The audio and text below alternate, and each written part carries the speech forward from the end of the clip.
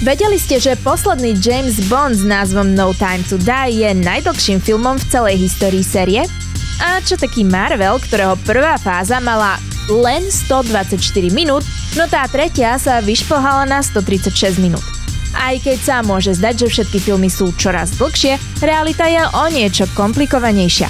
Pravda je, že stopáž filmov skutočne rastie, no nie všetky žánry podliehajú tomuto trendu rovnako.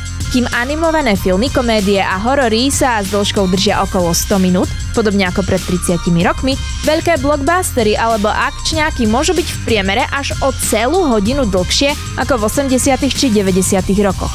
Tieto snímky však bývajú komerčne najúspešnejšie, preto si ich diváci najviac pamätajú a vnímajú ako typické kino.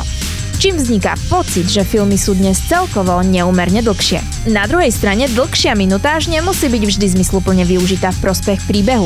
Možno ste si aj vy niekedy hovorili, že staršie filmy boli síce krátke, ale obsahovo mimoriadne nasýtené.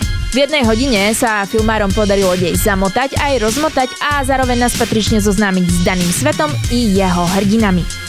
V súčasnosti sa niekedy stáva, že divák ešte ani po pol hodine nevie, čo sa vlastne deje. Dávajú dnešné filmy naozaj prednosť kvantite pred kvalitou?